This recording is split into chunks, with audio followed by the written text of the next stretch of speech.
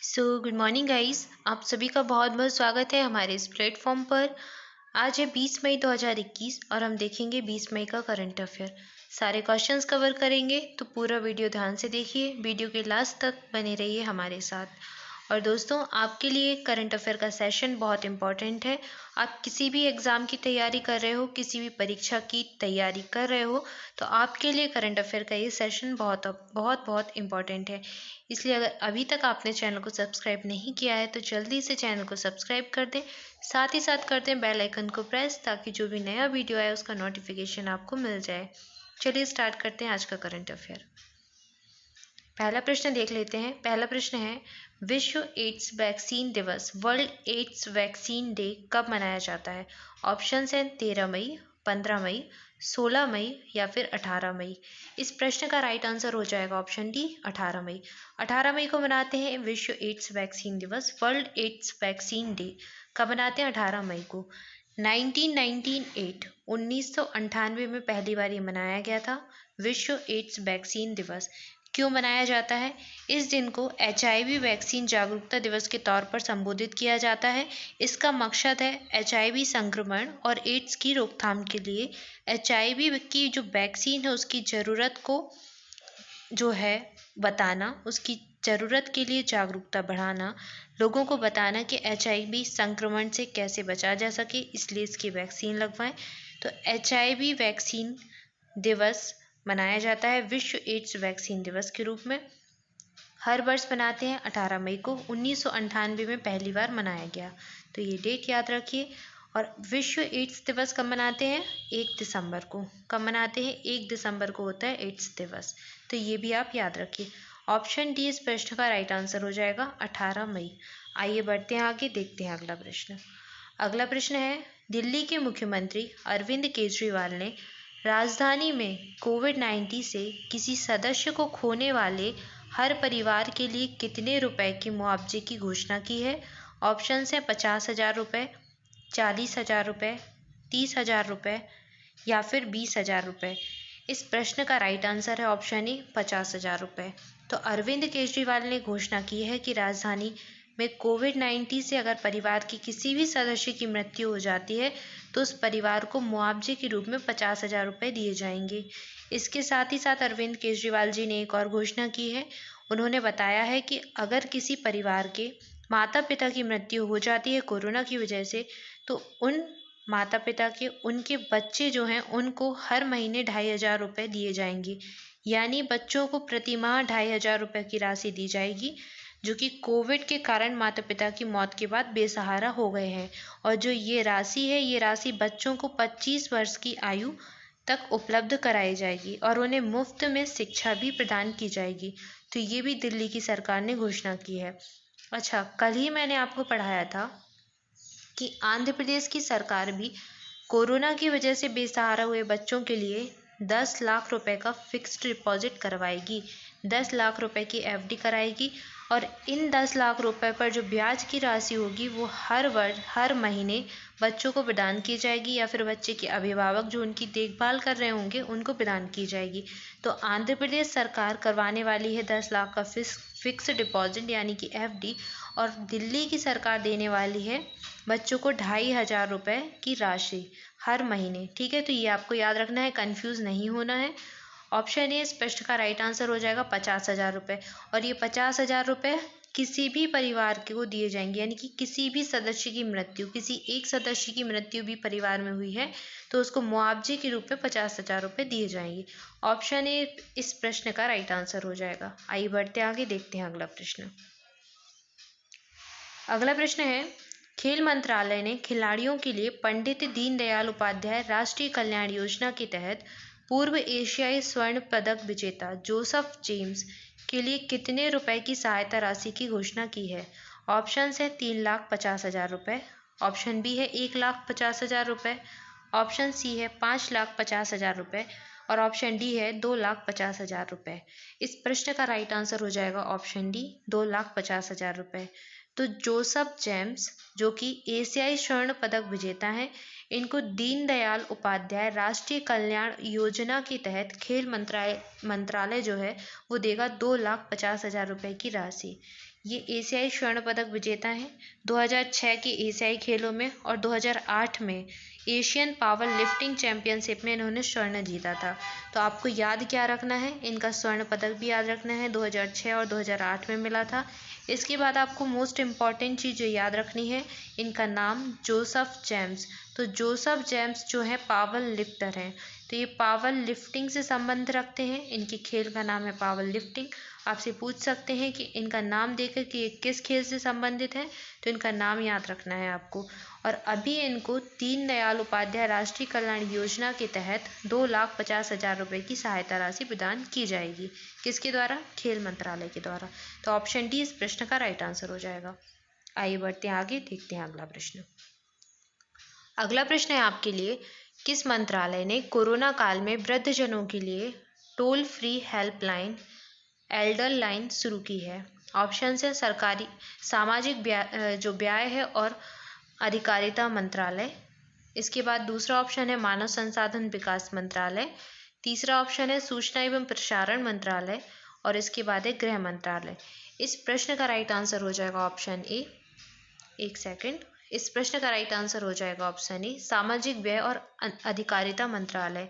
तो सामाजिक व्यय और अधिकारिता मंत्रालय ने कोरोना काल में वृद्धजनों के लिए जो toll free helpline Elder line है वो शुरू की है।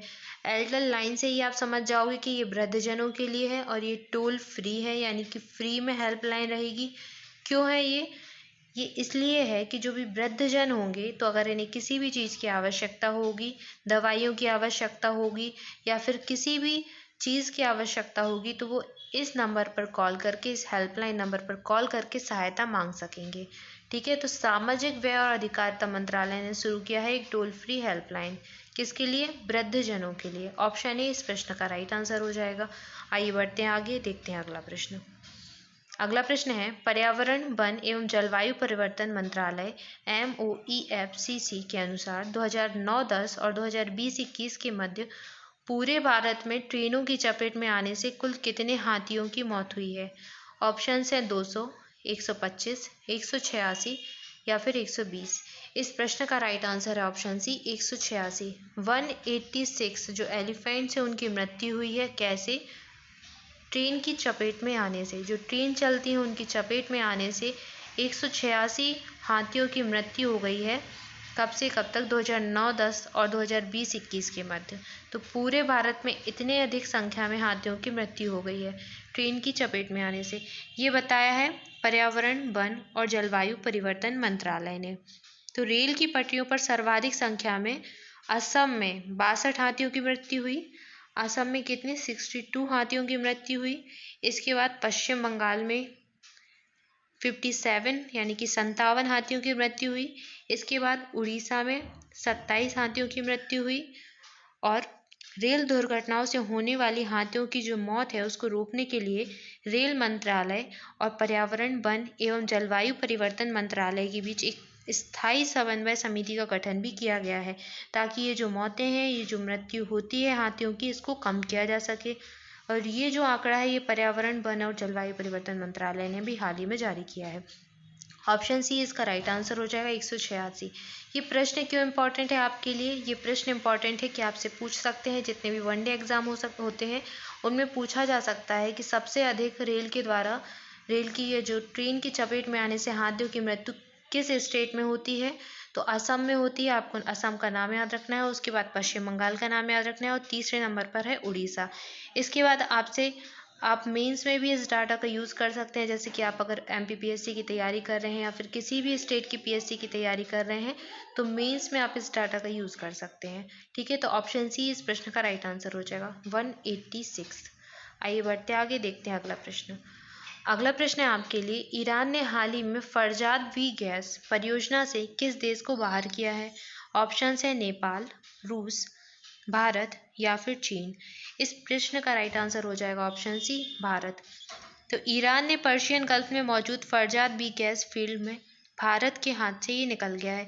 तो फरजाद वी गैस फील्ड एक प्लांट था जहाँ पर इसका उत्पादन किया जाना था। ये ठेका जो है पहले भारत की कंपनी के पास था। यहाँ पर भारत की ये जो गैस फील्ड है, फरजात गैस फील्ड, इसकी जो खोज है भारत की ही कंपनी ONGC ने की थी। ठीक है, ONGC जो विदेश लिमिटेड है उसने ही इसकी खोज की थी, इस गैस फील्ड की खोज की थी। लेकिन इसका जो उत्पादन है, इसको जो डेवलप करने का ठेका है, वो अब ईरान की स्थानीय कंपनी के पास चला गया है। तो ईरान की एक स्थानीय कंपनी है पेट्रोपार्स ग्रुप, इसके पास ये ठेका चला गया है भारत से। अब इसको ले लिया गया है वापस। तो ईरान ने हाल ही में फरजात बी गैस परियोजना का जो है उससे बाहर किया है भारत को। ऑप्शन सी इस प्रश्न का राइट आंसर हो जाएगा। ठीक है, आइए बढ़ते आगे, देखते हैं अगला प्रश्न। अगला प्रश्न है, किस शहर में स्थित राष्ट्रीय आधुनिक कला संग्रहालय ने audio visual guide app launch किया है? ऑप्शन है नई दिल्ली, लखनऊ, कलकत्ता या फिर अहमदाबाद। इस प्रश्न का राइट आंसर है ऑप्शन ए नई दिल्ली। न्यू दिल्ली में राष्ट्रीय आधुनिक कला संग्रहालय ने audio visual guide app launch किया है। ऑप्शन ए इस प्रश्न का राइट आंसर हो जाएगा। आइए बढ़ते हैं आगे, देखते हैं अगला प्रश्न। अगला प्रश्न है, अमेजन इंडिया द्वारा किस नाम से वीडियो स्ट्रीमिंग सर्विस लॉन्च किया गया है? ऑप्शन है mini TV, Amazon TV, small TV या फिर यूनिक टीवी। इस प्रश्न का राइट आंसर है ऑप्शन ए मिनी टीवी। तो हाल ही में अमेजन इंडिया ने मिनी टीवी के नाम से वीडियो स्ट्रीमिंग सर्विस लॉन्च कर दी है। ऑप्शन ए इस प्रश्न का राइट आंसर हो जाएगा। आइए बढ़ते हैं आगे, देखते हैं अगला प्रश्न। अगला प्रश्न है, पूर्व राज्य जो रक्षा राज्य मंत्री हैं वह भाजपा के किस वरिष्ठ नेता का लंबी बीमारी के बाद 18 मई 2021 को जम्मू में निधन हो गया? राजीव सातव, रवनीत सिंह बिट्टू, ऑप्शन सी है उदित राज और ऑप्शन डी है चमन लाल गुप्ता। इस प्रश्न का राइट आंसर हो जाएगा ऑप्शन डी चमन लाल गुप्ता। तो भारतीय जनता पार्टी यानी कि बीजेपी के वरिष्ठ नेता और पूर्व केंद्रीय मंत्री चमन लाल गुप्ता का भी हाल ही में निधन हो गया है।